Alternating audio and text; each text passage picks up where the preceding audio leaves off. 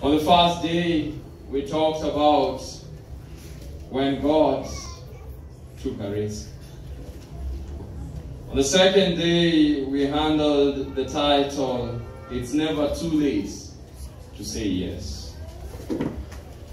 Today, allow me to reflect on the crime of Jesus.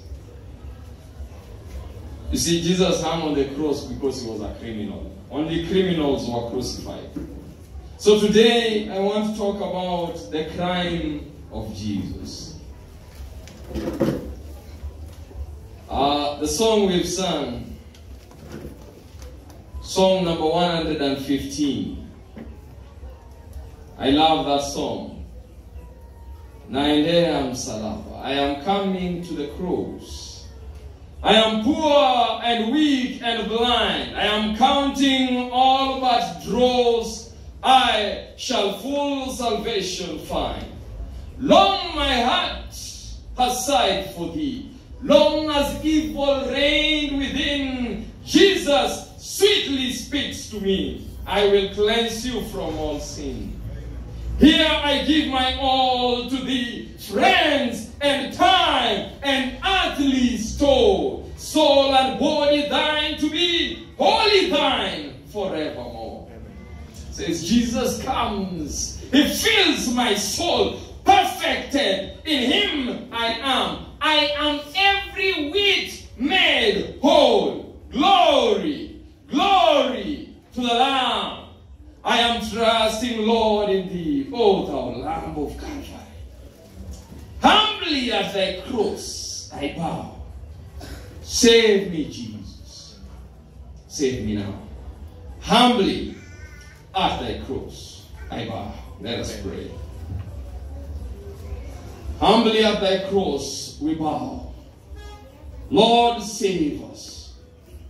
The cry of the heart today is we have come to you, dear Lord.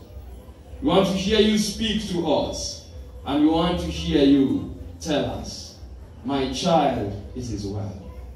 We want to hear you tell us, my child, you are forgiven. Go and sin no more. We want to hear you tell us, welcome home, my child. God, we come to you in this hour. I pray that you speak to us under this title, The Crime of Jesus. Help us understand you better. This is my prayer in Jesus' name. Amen. Naendea msalaba ni mnyonge mpofu yapitayo nacha, nipe msalaba tu na kutumaini tu, ewe mwana wa Mungu, nainamia kwako, niponye sasa Bwana, nakulilia sana, nalemewa na dhambi, pole Yesu asema, nitazifuta zote, na kutumaini tu, ewe mwana wa Mungu, nahitamia kwako, niponye sasa Bwana, natoa vyote kwako, nafasi nazo nguvu, roho yangu na mwili, viwe vyako milele, na kutumaini tu, ewe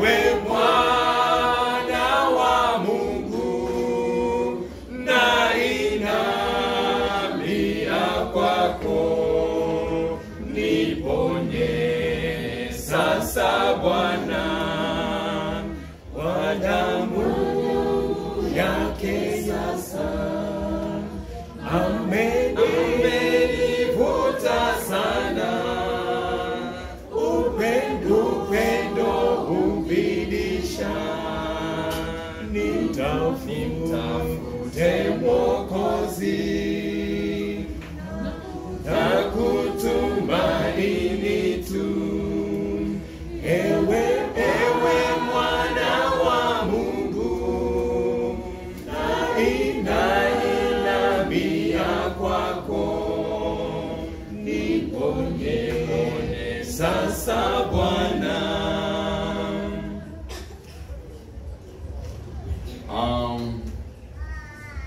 As we look at Jesus Christ, you know, I love Jesus for one thing. He means what he says.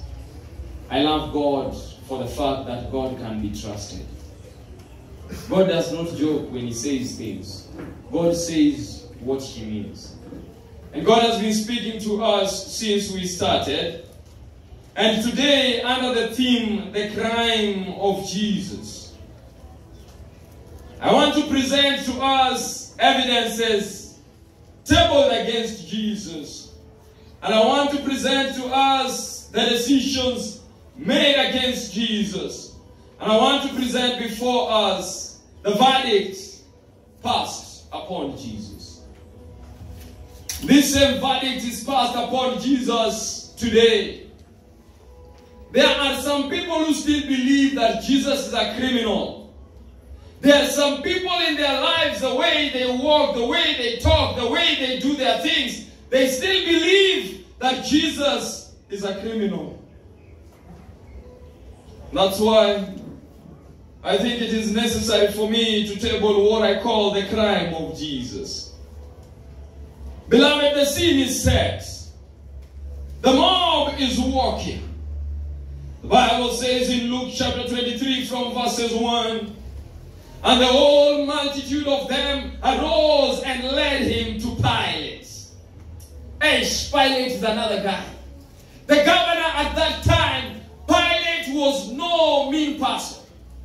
Pilate was not your common governor. Pilate was a serious guy. And beloved, let me tell you something. There is a day when the Galileans joked and Pilate went as they were offering their sacrifices. Pilate killed them and mingled their blood with their sacrifices. Pilate was not joking with people. As you read the text, I don't want to explain Pilate too much. But Pilate is woken up from his sleep. How many of you have ever been disrupted from sleep? You don't know. Those who go to school know.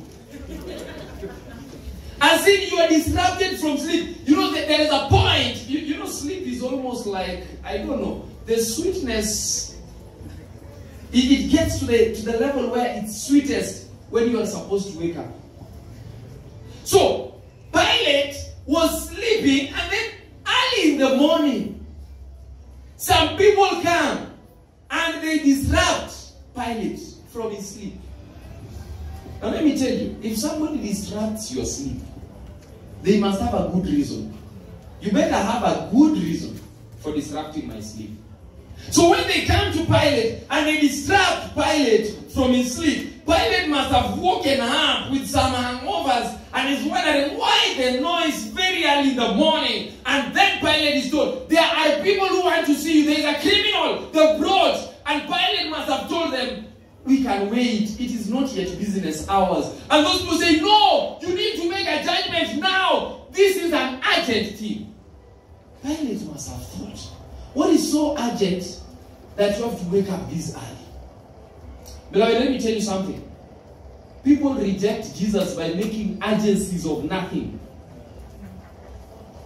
They make it urgent. You know, when somebody comes to the governor and tells the governor, there is somebody who must die today, right now. So you have to wake up and allow us to kill him. You know, the Jews were very bold. And so, the Bible says, they led him to Pilate. That's Luke 23. And reading from verses 1. But I like the rendition in John, how John puts it. And in John chapter should be 18. In John chapter 18, when they present Jesus before Pilate, the Bible says in the book of John 18, and reading from verses 28, then they led Jesus from Caiaphas unto the hall of judgment. And it was very early, and they themselves went not into the judgment hall, lest they be defiled, but that they might eat the Passover. So these people could not get into the judgment hall for fear of ceremonial defilement, because they wanted to eat the Passover the next day. Look at hypocrisy at best. As in, I fear defiling myself, but I want to kill. Ish. You can't break the Sabbath, but you can sin. You're like, preacher, which sin? You know. But the Sabbath, no, you know today is Sabbath. Don't talk like that. And you know, don't lie. How can you lie? Today is Sabbath. In other words, holiness is confined within 24 hours. After 24 hours, free to sin. Until sunset Friday, you are amazingly holy again. Then you go through 24 hours of holiness. You can't even hurt a fly. In fact, some of you have taken it a notch higher. Even your ringtone on Sabbath is serious. Naendea msalaba is your ringtone on Sabbath. The rest of the days, all the other things are ringing from your phone. But on Sabbath, you know today, understand. For fear of ceremonial defilement, they could not go into the judgment hall. But they tell Pilate, we want you to come out because we want somebody to be killed. We are planning the death of somebody, but we can't defile ourselves. And how many Christians are planning death, but they can't defile themselves? Let me tell you, somebody said, some vegetarians are very terrible. In fact, there is a sermon we like preaching called Vengeful Vegetarians and Peaceful Pork Eaters. There are some people who eat all the bad things, but they are very humble. But there are some vegetarians, they will not eat meat. But the things they will tell you when they talk to you, you know, a vegetarian has spoken. They can make you, you know, they don't eat meat, but I think they eat the flesh of human beings. You know, somebody who speaks to you until you feel like something has gone off your body. I used to tell people that, you know, for me, I don't know, have you ever been abused? You know, for me, I don't know what an abuse is. I always say this. If somebody told you your head is big, has he abused you? Okay, there are only two things. Either he's telling the truth or he's lying. You know, when somebody tells you you are mad, there are only two things. Either you are mad or the person is lying. If you are mad, humble yourself. He's telling you the truth. And if he's lying, why are you worried about liars?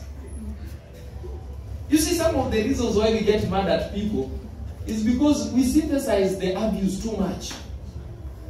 You tell me my head is big, it means I have a bigger brain than yours. Relax. As in, just look at what people are telling you. You know, when a madman comes now and tells you you're foolish, a madman, what will you do? Imagine we found you arguing with a madman. You're foolish. No, I'm not. You're the one. No, I'm not. So you're throwing words at each other. We will conclude both of you mad. My beloved, listen to this.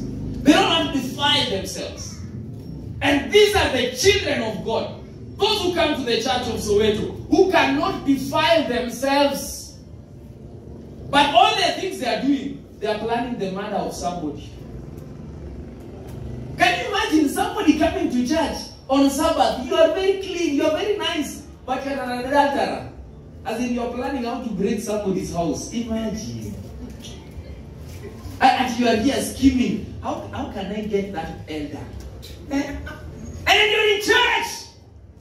Happy Sabbath, happy day. Happy day, happy Sabbath. It's not, it's what? It's not on a what? And you say all those things. You have happy Sabbath greeting.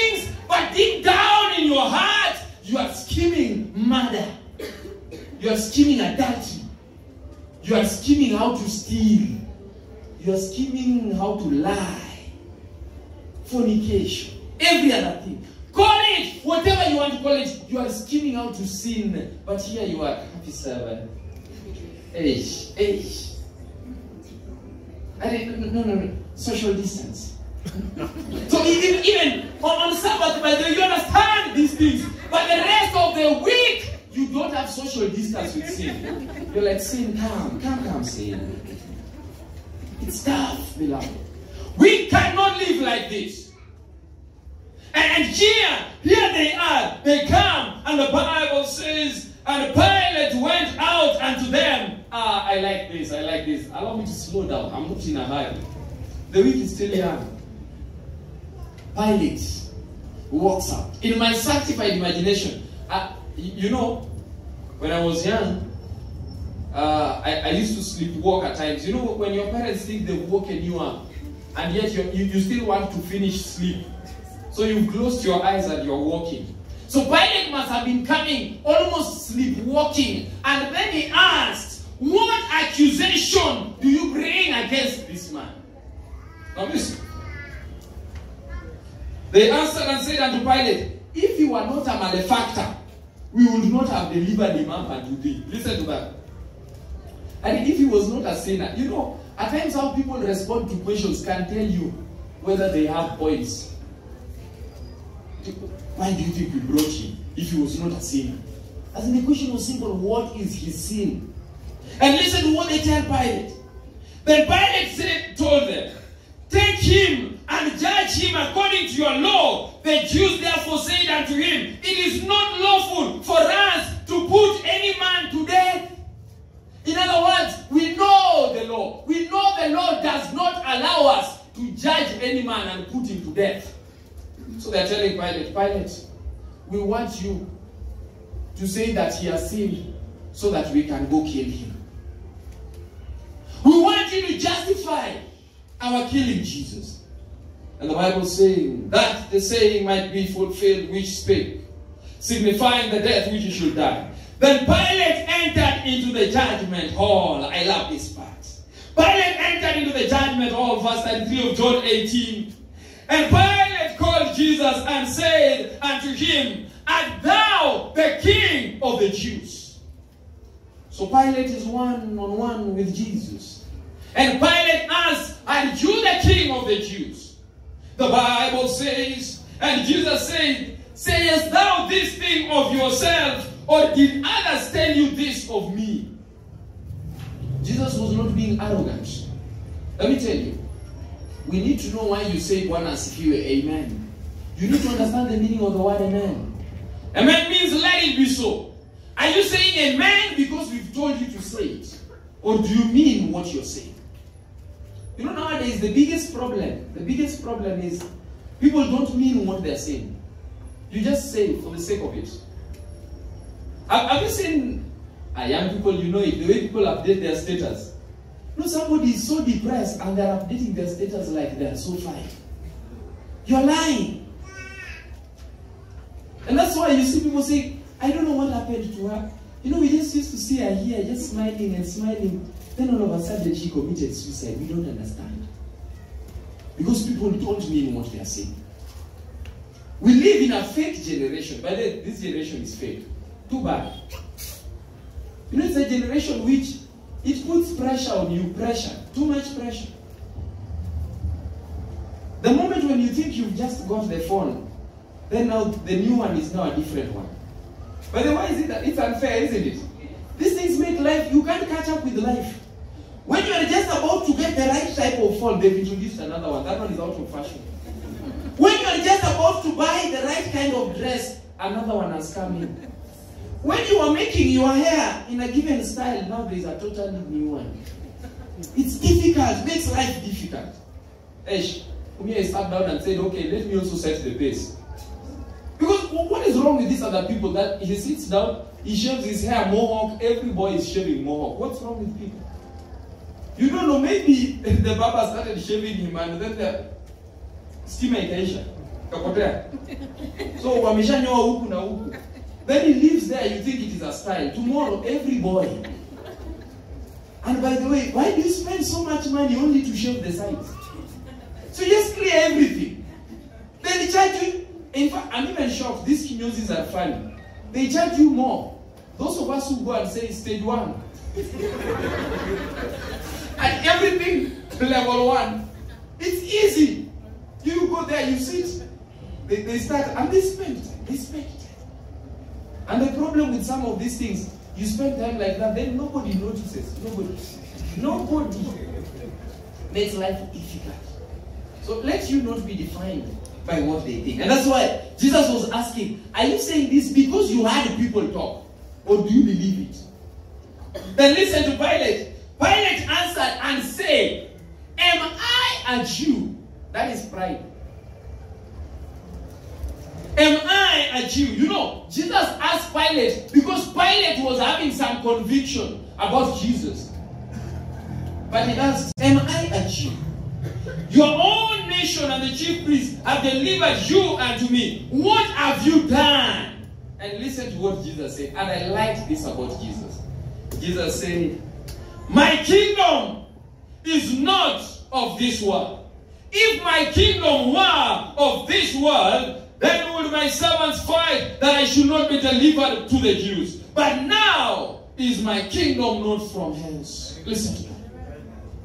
Beloved, where is your kingdom? You know, it depends. Where is your kingdom? You know, there are some of us who live as though achieving the things of earth is all you want. That's all. And that's why we ask, where is your kingdom? My kingdom is not of this earth. Somebody said you must have a pilgrim complex. Your mind must be thinking outside here. Beyond here. Beyond Soweto. Think above Soweto. Think beyond. Beloved, my kingdom is not of this world. It says, though I am here, my kingdom is not of this world. Let me ask you, is your kingdom of this world? If your kingdom is of this world, please look for worldly things and stay here.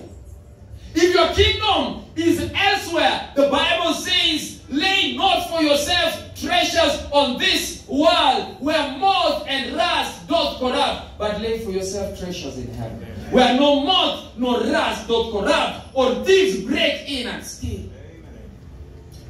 Sit back and I say, I long for that city. I long for heaven. Beloved, let me tell you something. Even if you have nothing else to convince you of heaven, let me tell you, just sit back one day. Look at all the things that you see on earth. Then come to the things that you think are serious. What do you think? By the way, what do you think if somebody did to you right now? You will say, hey, this is nice. Say it. Think. You know, you'll sit down and say, but preacher, I know you're speaking like that because you are a preacher. Yes, it's true. I'm speaking like that because I'm a preacher. I know as a preacher, you have to tell people, you know, somebody sits down and says, hey, preacher, but if somebody just gave me 1,000,000 shillings right now, why is it that God doesn't answer such prayers? You start asking preachers. Why is it that for me, God has not brought 1,000,000 shillings? Relax. You know, let me tell you, if God gave you 1,000,000 shillings right now, then tomorrow the economy collapses. Collapses, 1,000,000 shillings is like 5 bob. Tomorrow.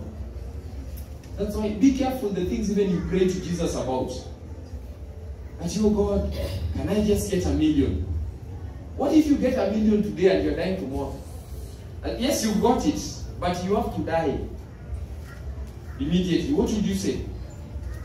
No, God, you know, after giving me 1,000,000, let me enjoy it. Then God says, okay, now I want you to enjoy it. You sit down. How do you enjoy it? You think, I need to buy a car. So you go buy a car.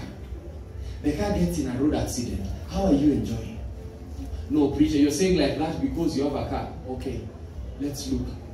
You get a car. You know the problem with having a car? After you've got a car, it doesn't get involved in a road accident. You have to fuel it daily. The 1,000,000 shillings is getting over. Then after fueling it, after some time, you realize it needs to be maintained.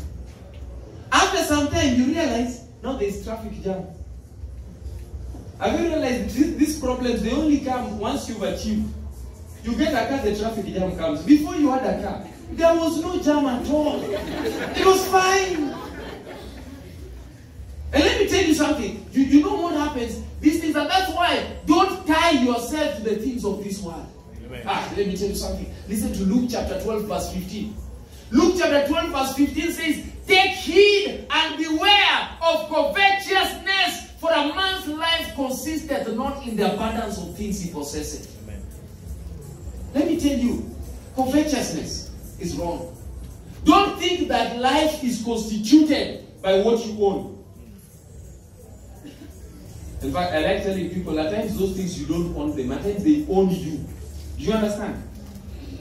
At this one, the young people will understand. Do you own your phone or the phone owns you?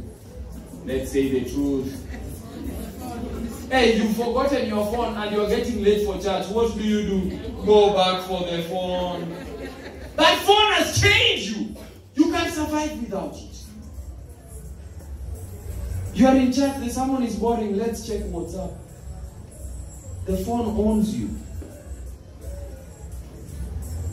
I told the congregation some time back that to know whether you are owned by a gadget, check how you are described.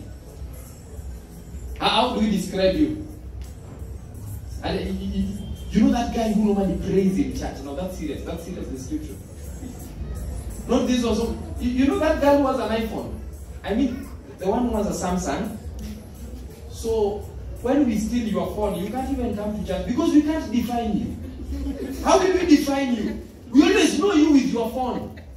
So tomorrow you don't have the phone, we can't define you. My kingdom is not of this world. Amen. Beloved, the problem is so many of us want a kingdom in this world. In fact, I know that those who say, but preacher, you people, you make it look like the children of God will only enjoy later. Hey, come, I think on Friday, I'll preach about that. Either on Friday or on Thursday. That's how to invite people. Come on Thursday, I'll talk about that. I can't talk about Thursday sermon today. The sermon will be twice long. But let me tell you, you cannot just live for the things of this earth. These things are passing. These things are passing. You must have your mindset elsewhere. Amen. You must live here, thinking beyond here. You can't live here. You know, I remember when I was back at home, we used to be encouraged that you cannot be born here in Soweto. You go to Soweto Academy, you go to Soweto Primary, you go to Soweto Secondary School, and then an aspiring Soweto University comes up here, you want to join that. Hey, beloved, you can't do that. You must be thinking beyond just Soweto. Life is not all about Soweto. There's something beyond it. And let me tell you, young people, your parents have dreams about you. They were thinking more about you. Let me tell you, your parent looks at you and thinks that there's a better life to come. Amen. But you know me, I'm humble. I don't want to grow beyond this. Hey, how? What will you do if your child, a child is born, then your child tells you, I'm humble, I don't want to walk. I just want to stay here. Let me just crawl. It's more humble. It's humble. You are down to earth. No. Beloved, there must be progress. The Christian life is about progress. The Christian life, there is something better that we must look to. That's why it says, my kingdom is not of this world. Pilate says unto him, art thou then a king? Jesus answered and said, thou sayest I am a king. To this end was I born. For this cause came I into the world, that I should bear the witness unto the truth. Everyone that is of the truth heareth my voice. Everyone that is of the truth hears the voice of Jesus. And listen to what Pilate says. The Bible says, and Pilate said unto him, what is truth? And when he had said this, he went out again unto the Jews and said unto them, I find no fault at all. Evidence number one, Pilate says, I find no fault in Jesus. As in, can you believe I want to tell you that Jesus was a criminal, but the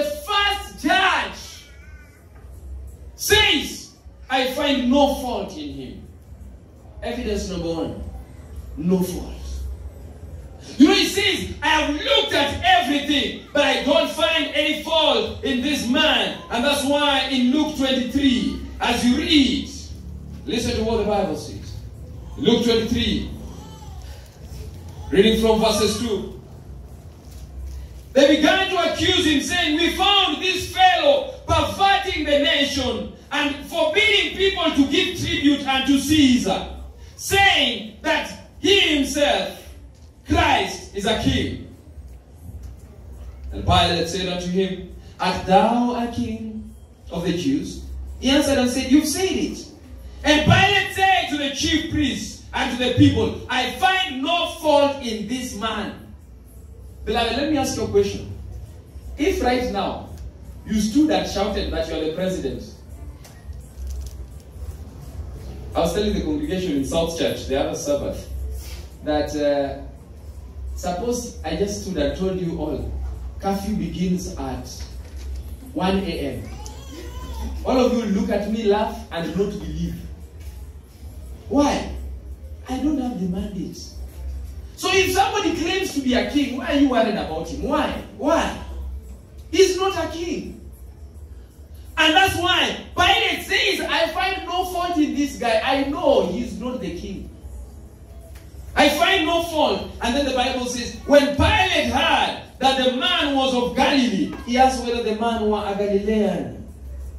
In verses 7 of Luke 23, as soon as he knew that he belonged unto Herod's jurisdiction, he sent him unto Herod, who himself was at Jerusalem at that time. When Herod saw Jesus, he was exceedingly glad, for he was desirous to see him for many seasons. Because he had heard many things of him, he had hoped to see some miracle done by him. So many people like Herod, you're excited about Jesus because of miracles. You just want to see miracles. Let me tell you something. You need to understand why God performs miracles. Like right now, let me just ask you a simple question. The children of Israel crossed the Red Sea, isn't it? Why should we have the Red Sea split right now when you can use a speedboat across? Why? Why? I wouldn't believe God until he parts the Red Sea like he did for the Israelites. God won't do for you that. He's not here to be guided by you. You know, God, by the way, is not a child. As you tell God, God perform a miracle, then I'll believe. If you don't want to believe, fair and good, leave. People can't be threatening God. In fact, I don't know whether I told you this on Saturday, but nowadays I tell people, even in church, don't threaten us that you will leave church. If you want to leave, just go. Go. It's simple. You can just leave. I know you're like, but preacher, what's wrong with you? Every other preacher is calling us to Jesus, but you are telling us to leave. Leave. Because this issue of young people coming to church and youths and ambassadors are threatening parents that we are going to leave church if you talk to us like that again. We will talk. If you want to leave, leave. It just shows us that you are not even here. You are seated, but everything, your body was here, but your mind was away. Like those guys who love football. You're preaching in the morning and they're thinking, hey, the match is about to begin, can't you end? How? In fact, if I realize there's such a person in the congregation, I preach the second sermon together. You cannot say, and let me tell you, you cannot be seated here and you are thinking of your business that is getting, oh, you know, now my neighbor is selling more than myself. What's wrong with you?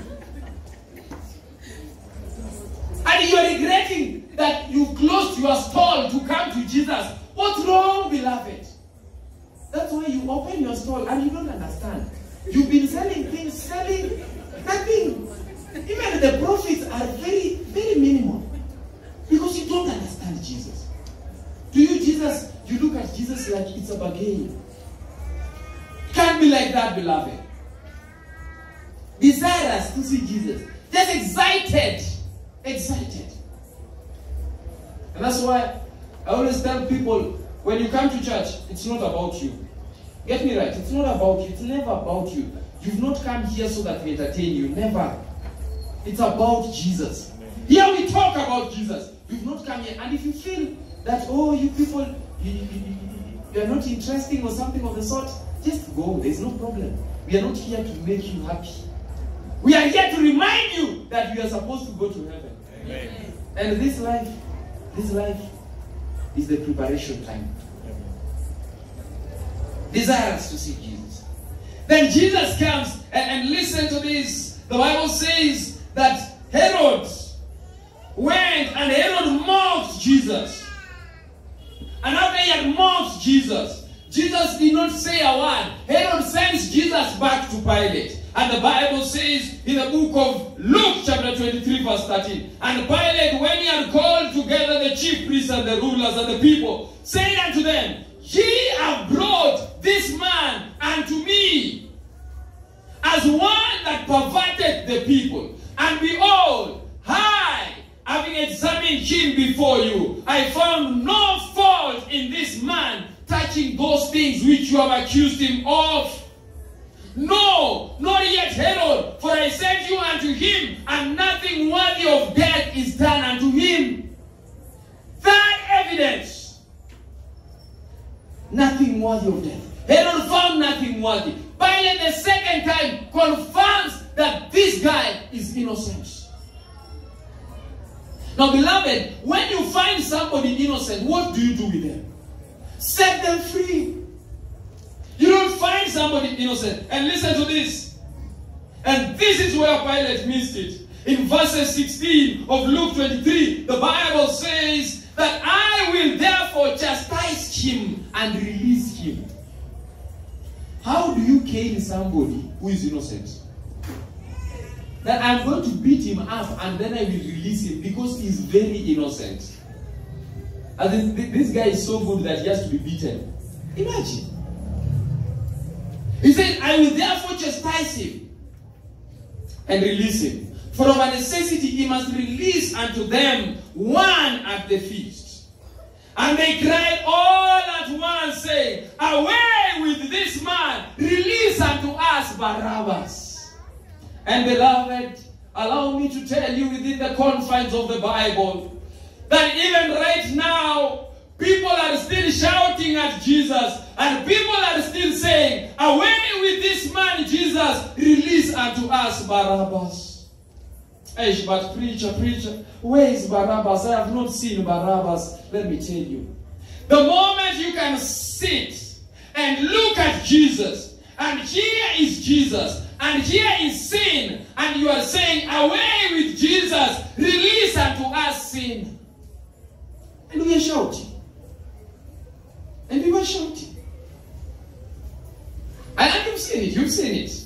Hey, young people, you know these things. We are talking facts. You are talking facts. Because you will sit somewhere and here are the boys. Here is the gang. And the gang are talking to you. And the gang are having their stories of their conquest and the things they've done. And you sit with your Adventist mind. And you're saying, Away with Jesus. Release unto me the gang.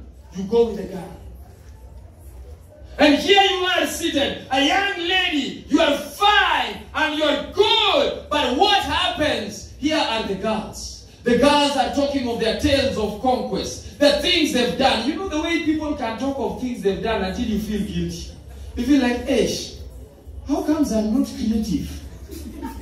And then you even pity yourself. They're talking of things and they make it look like they're living life at another level and you ain't anywhere yet. And you say, Away with Jesus, release unto us the pleasures of the world. The world is still shouting. Let me tell you,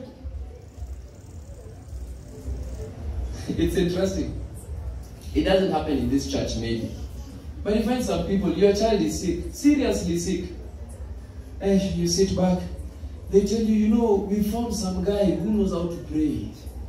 There's some guy in the village over there. This sickness of your child, this cannot be handled by conventional medicine. Huyu hawezi peleka kanisani. Kuna mtu ambaye anajua kuombea watu. Away with Jesus, release unto us that prayer man who is a witch doctor. And let me tell you, It's shocking to find that even in church right now, even in the Seventh-day Adventist church, people are going to witch doctors, believing that there is some power there. You've heard people say God helps those who help themselves. So God can catch up. You know, you don't just put all your chicks in one basket. You don't only pray, you pray and also you seek also help elsewhere. Away with this man, release unto us help elsewhere. And people have done that. Here you are. You have your loving wife, very loving, very good. Everything is nice. Jesus says, one man, one wife. And let me tell you, one man, one wife is one boy, one boyfriend, one girlfriend. Like that. That is a sermon for another day. Preacher, relax. Don't start about boyfriends right now. We are still on the cross. How do you talk about boyfriends when we are on the cross? But one boyfriend, one girlfriend, one wife, one husband. But let me tell you, here is another threat of Mpango wa Kando who looks so serious. I don't know why. The Mpango wa Kando looks so serious to the point whereby you say, away with Jesus. One time with the Mpango wa Kando, adultery comes into the house. And let me tell you, here is an opportunity that you are going to make a kill. And so you look at the way people are making money using shady ways and methods, and you're saying, but I understand, a child of God should not steal. A child of God should not do this. But you say, only once, away with Jesus, release unto us stealing. And beloved, it happens over and over again. And I know you can tell me without batting an eyelid and say, if I was in the crowd, I wouldn't have said it. If I was one of the Jews, I would not have said away with Jesus. But let me tell you, you are rejecting Jesus for smaller things than what the Jews did. You may say even the Jews were confused. You are not confused. You are intelligent still. They say, no, preacher, you seem to be making some sense today. You know, on Mondays I don't see a lot of sense. But today you are almost making it. But even so, away with Jesus. Release unto us Barabbas. And many have accepted the Barabbas of this world. Listen, they all cried out at once. And you know what this cry out at once means? Let me tell you, young people, and I am serious about this. Right now, I ask you, are you going to choose the hymns of the Bible or secular music? You look at me and say, but preacher, you need to understand. You need to understand. You know some of these songs, even you need to understand. Away with Jesus and his hymns, release unto us the Juakali and the other problems. Somebody even names themselves Hot Sun. Going to ban you. And then you're like, who is your favorite? Juakali. Hey. So people have weighed Juakali and Jesus, and they're saying, away with Jesus. Release unto us the songs of the world. And that's why, young people, we are getting spoiled because we've rejected Jesus. The crime of Jesus. People are rejecting Jesus everywhere. Oh, beloved, let me suspend the sermon and ask you a question. Do you know what must have been going in the mind of Jesus when Jesus is standing there and the people, he had been healing people, he had been doing all the nice things. He came, he left heaven's glory to come on earth, and now people are shouting and saying, away with this man. This man. How do you call Jesus this man? You know, hata pima watu ambao unaongelesha vibaya. Please, Jesus, away with this man. Release unto us Barabbas. So they call Barabbas by his name, but Jesus they call this. I've noticed. And the Bible goes ahead to explain in Luke 23:19 that Barabbas, who for sedition made in the city and for murder was cast into prison. Listen to that. Look at Barabbas' CV. Hey, beloved, have you seen the CV of Barabbas? This is a murderer. This is somebody who wanted to overthrow the government. This is somebody who is a killer. Hey, but people say, no, give us our murderer. We want our murderer. You know the way ladies who are in love are confused. You tell a lady, by the way, that guy is bad. No, leave me with my bad one. You think you are being romantic? Leave me with my bad one. I'd rather die with my bad one than a hypocritic Seventh-day Adventist youth. And you think you're romantic. So you're standing somewhere and you feel like, no, this one's in church are pretending. These ones pretenders. Leave for me my murderer. At least he doesn't hide it. And let me tell you, 2 months down the line, you come back with a prayer request and we will pray. That's why we are elders. Hey, elders, when they come with a prayer request, don't dwell on their problems. Pray for them. We will pray for you. But let me tell you, at times, you put us in a situation whereby we are praying prayers we know even God can't answer. That God, please. You see, your daughter here has accepted a murderer. A murderer. So what do you want me to tell God? That God, you see, she accepted a murderer. So kindly, change the murderer. Because your daughter doesn't want to change. So change the murderer. And yet your daughter had all the opportunities not to choose a murderer. But we say, and you say, you don't like me. People, you don't love us. And deaconesses don't like girls in this church. They gossip a lot. When the deaconesses are only saying, lakini yule msichana chenye amechagua ni kifo. And you feel like, no, allow us to make our decisions. Let me tell you, you can't be allowed to make your decisions like that. And that's why I still remind us that people are choosing death rather than life. In the book of Deuteronomy, Moses writes and says that I have laid before you this day blessings and cursings. Curses, blessings. Choose blessings that Amen. You may have life. Amen. Beloved, choose wisely. You know how to choose subjects, but you can't choose boyfriends. You know how to choose subjects and careers, but you can't choose life. What's wrong with you? I think when you're told, are you going to choose life or death? Then when it comes to subjects, no, I don't do biology. That's difficult. I go for physics. Even food you can choose on the table. But life and death, you can't. And listen, the Bible says, and Pilate, therefore, willing to release Jesus, spake unto them, but they cried the more, saying, crucify him! Crucify him! What is the crime of Jesus? I ask myself this day. That Pilate wants to save Jesus, but these people continue crying, and louder they are saying, crucify Jesus! Crucify Jesus! They shouted loud. The Bible says, he said unto them a third time, why? What evil has he done? I have found no cause of death in him. I will therefore chastise him and let him go. Pilate 3 times admits that Jesus is innocent. And let me tell you, beloved, today, in this world, the admission everywhere is that Jesus is innocent. But nevertheless, crucify him.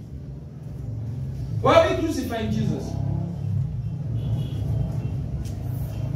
And you're saying, but preacher, I've not crucified him. Let me read for you the text. Listen to Luke 23:23 says, and they were instant with loud voices requiring that he might be crucified. And the voices of them and the chief priests prevailed.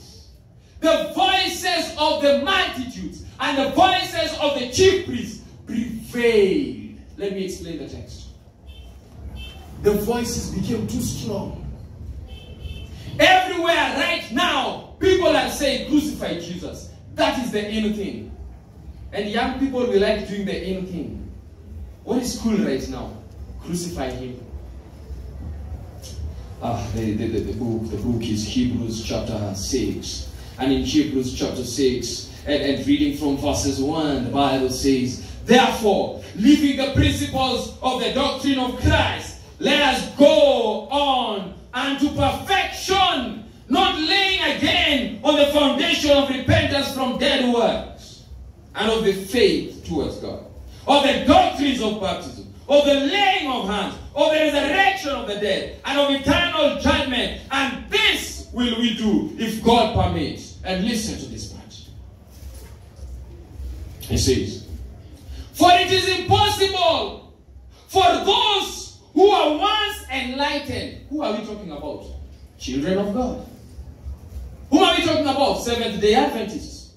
It is impossible for those who are once enlightened, those who have known the truth, those who have grown up in the truth. You know, there are some Adventists who can even scare you. You know, I marched in the Pathfinder. I started with adventure, a cradle roll. But by the time you are at your youth, we are wondering, is this what adventure trains?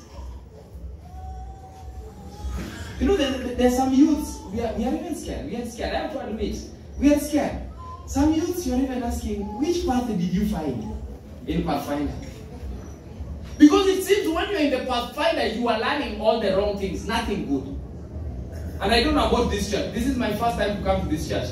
But I know the Pathfinder club of this church is not a joke. I know there are people in Pathfinder. You can't tell me you have none. Nowadays, Nairobi, you know those who come from Nairobi, you make life difficult. I see New Life and the others, and Nairobi clubs love this. They give their clubs big names. Nowadays, they don't even call Pathfinders. New Life, you hear Flying Marines. Which ones? Conquerors. What? And you look, you've come from conquerors and now you've been conquered by sin. Pathfinders.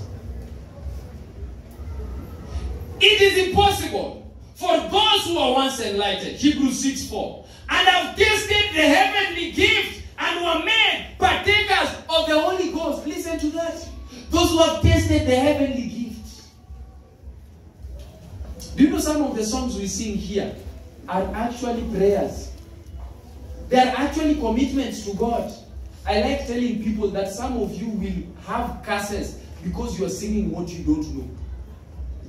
Here you are, you're singing, Naende Amsalaba. But at the end of this, you are not walking to the cross. Do you know what you're singing? Keep quiet in church. Say, I need to understand this song. It is impossible for those who have tasted, listen to this verse 5, and have tasted the good word of God and the powers of the world to come. Hey, those who have tasted the good word. Beloved, the word of God is rich. Amen. The word of God, if you have the word of God in your heart, you have tasted even the powers of the world to come. Amen. Now I'll tell you something. The word of God is wonderful. Trust me, God is good. And listen to what it says. That in verses 6 of Hebrews 6. If such people fall away, to renew them again to repentance is difficult, seeing that they crucify to themselves the Son of God afresh and put him to open shame. Listen to that. You know the truth. And you want to walk out of the door of this church and go sin. You are crucifying Christ afresh. You are asking, I didn't shout, crucify him. But when we sin against knowledge, what are we doing? Crucify him. Crucify him. And you put the Son of God to open shame. You don't understand. Time will not allow me. This sermon will end tomorrow. Because let me tell you, Jesus is hanging on the cross naked. It's shameful for Jesus, the Son of God, to hang naked on the cross. But some of you love when Jesus is hanging naked. That's why I tell you right now, and you're like, I'm still going to crucify him. I want to see him naked on the cross. Crucifying the Son of God afresh every time when we sin. What was the crime of Jesus? Beloved, let me put this to a close by reminding you that Pilate says, I have found no fault in him. Another witness comes in Luke 23:41, whom we talked about yesterday. He said, the other thief, and we indeed justly we receive the due reward of our deeds. but this man has done nothing amiss. Jesus is innocent. So what is the crime of Jesus? In the book of Luke 23:47, it says, now, when the centurion saw what was done, he glorified God and said, certainly, this was a righteous man. Evidence number 5, Jesus is righteous. Jesus is innocent, but he was crucified. So what was the crime of Jesus? Allow me to end by saying, the crime of Jesus was that he loved you. The crime, his only crime as he hung upon the cross was love for you and me. That's the only thing that took him to the cross. I've said it over and over again that, let me tell you, nobody could come up and crucify Jesus. It's love that put him there. It's love that kept him on the cross. It's love that made Jesus say, even if they are going to bring for me the worst that man can devise, the worst that the devil can devise, I am going to be sustained by love for you. God hung on the cross. His only crime was love. Everyone says, even Pilate, even Herod, everyone, even the centurion, even a thief says this guy is innocent. Nevertheless, crucify him. And I'll tell you, right now, people are crucifying Jesus not because he's a sinner. People are crucifying Jesus not because he has killed them. People are crucifying Jesus not because Jesus has made life difficult for you, but because people don't love him. People have just rejected him. People are saying, yes, we see. But then let me tell you, one of the toughest things to deal with is somebody who has seen the truth and is openly defiant. You know, there's one thing I always say, it's nice even when you want to be defiant, look a bit humble and shy. You know those children who say, no, I won't do it. But that looks nice. Than the child who opens their eyes fully to tell you, I am looking at you, I can see you, I'm not doing it. Age. A mother understands the pain when an 18-year-old girl who has just, in fact, you are even discovering that you are alive. You know what happens when you get into teenage? You start thinking like the whole world revolves around you. You know how teenagers behave? Hey, youths. At times you take us too fast. You know, youths behave like even they do you a favor to be present where you are. So, youths, let's come slow. And you see somebody just into their teenage. 10 years ago, you were changing diapers. Now, the same diaper change person is now telling you, I'm not going. Mom, don't talk to me like that. Don't. I have told you for the last time. Mom, don't talk to me like that. How? Let me tell you, even the angels are looking at you and they're terrified. Hey, where did this come from? How can you stand against your mother? And let me tell you, look at the text again. The Bible says, and it's easy to quote it, in the book of Exodus, honor your father and mother, that your days may be long upon the earth. The moment you dishonor your parents, you are cutting short your days. Let me tell you, that's a fact. It's a fact. How to die quickly, dishonor your parents. I know you're thinking, oh, how do we commit suicide? Preacher, can you teach us how to die? Now I'm telling you, dishonor your parents, you are going to death faster than the way you thought. I know some are saying, but I've been disobedient and I am now 29. Listen, you don't understand amazing grace. The grace of God has kept you until 29 because God is saying, maybe if I give her another 1 year, she will be honoring the parents. Amen. Let me tell you something, beloved. Crucify the Son of God by the things we do. Let me tell you, I just want you to think for yourself as I close. Sit where you are seated and think in your mind. Have I been honoring God, or I am putting God to opposition? Have I been doing the right thing, or I am crucifying Jesus? And as I told you, look at your life. Reflect as you walk out of this place. Just think, crucify him, crucify him. Is that what your life is shouting? Some of our lives are shouting before even we talk. That's the way you're walking. You know, you can just walk in a way that says, God, crucify him, crucify him. So let's look at our lives. And as we look at our lives, let's reconsider. There are things we've done which we ought not to have done. There are things we should have done. And we decided intentionally. And we said, I'm not going to do it. Whether Jesus is telling me or Jesus is silent, I have decided. I am not doing that which is right. And you know that describes you. But today, I ask you to think critically. Think with me on this, because we need to give not only our lives to Jesus, but we need also to learn to walk with Jesus all the time. Calvary is about love. His only crime when he hung upon the cross was love. So look again at Calvary and think about Jesus and think what you need to do to Jesus. May God bless you. Amen. Years I've spent in vanity and pride, caring not my Lord was crucified,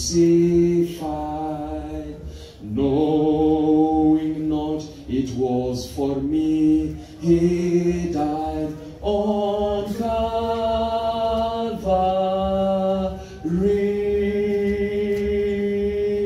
Mercy there was great and grace was free. Pardon there was multiplied to me. There my burdened soul found liberty at Calvary.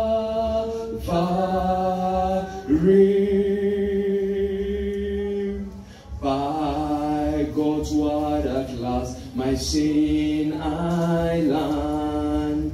Then I trembled at the Lord's span, till my guilty soul imploring turned to Calvary.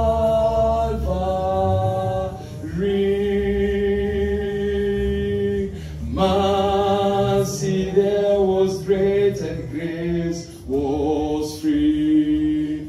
Pardon there was multiplied to me. There my burdened soul found liberty at Calvary.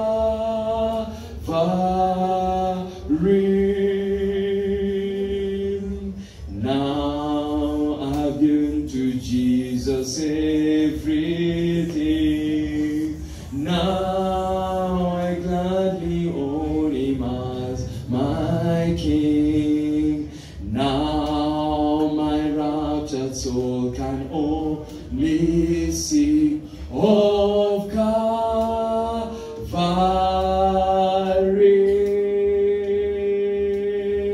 Mercy there was great and grace was free. Pardon there was multiplied to me. There my burdened soul found liberty at Calvary.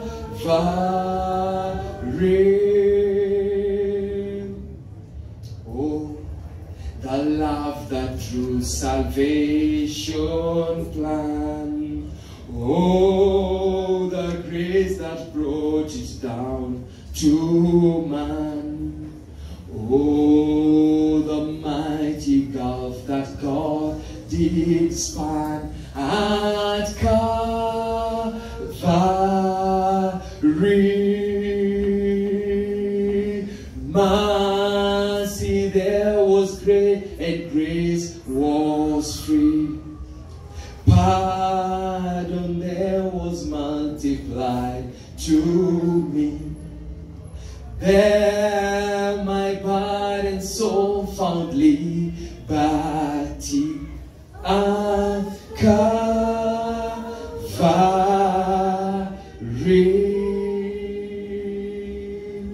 Let's rise for a closing word of prayer. It says, mercy there was great, and grace was free. Pardon there was multiplied unto me. There my burdened soul found liberty at Calvary. Allow me to ask this question. Is there somebody in the congregation? You have a burdened soul. Sin has plagued your life.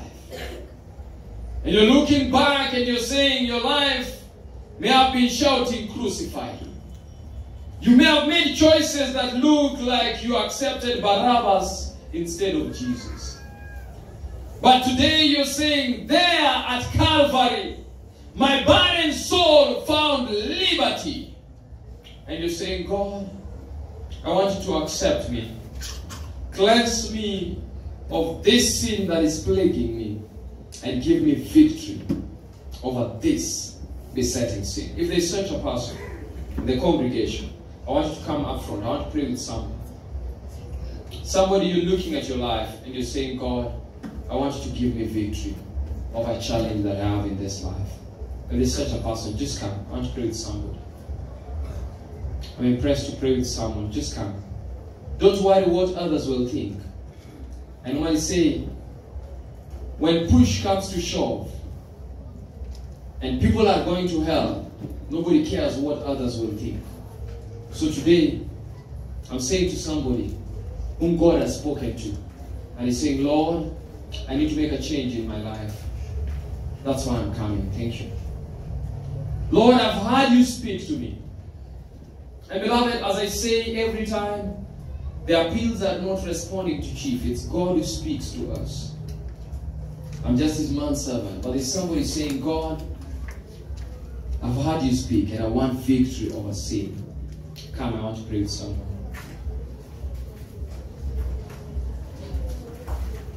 Nilipotoka kabisa, sasa narudi.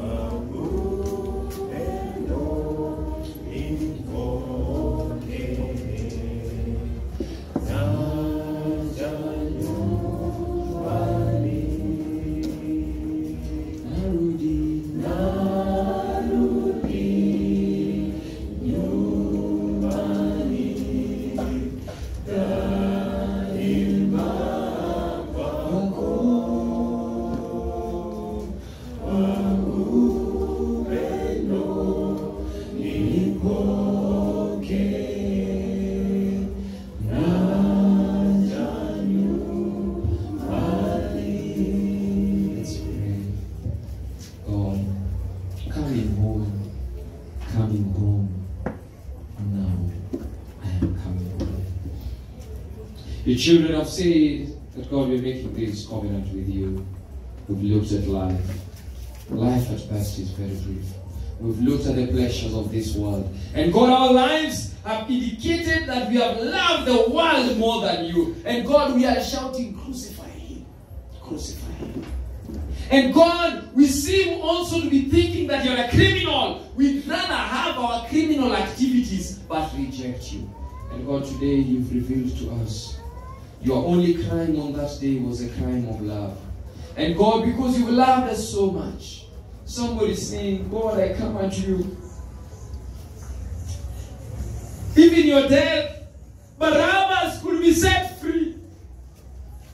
God, what they did not understand is that they were giving Barabbas an opportunity also to accept you. God, today there is somebody who has been shouting, crucify him, crucify him.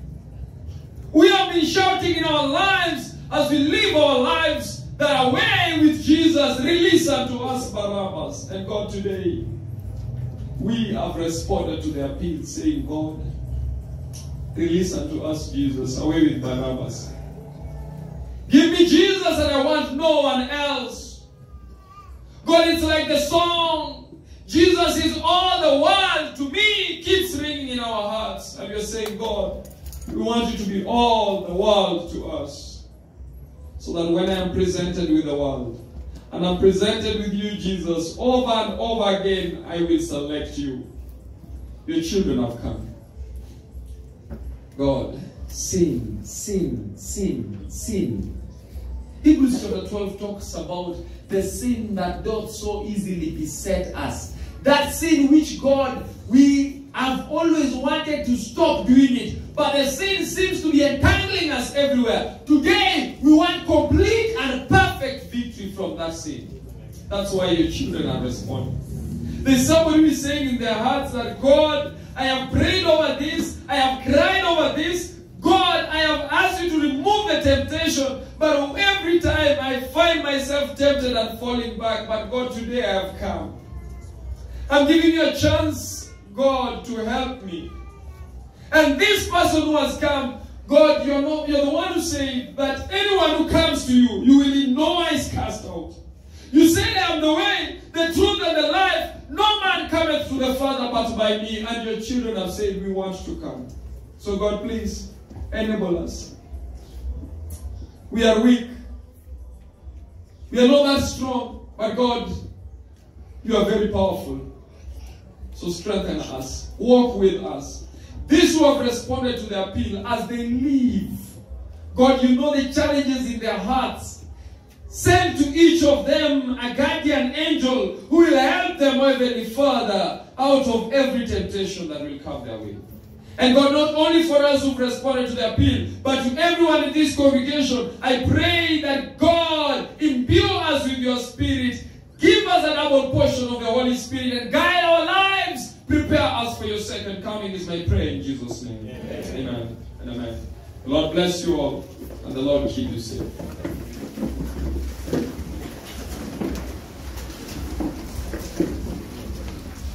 Narudi nyumbani.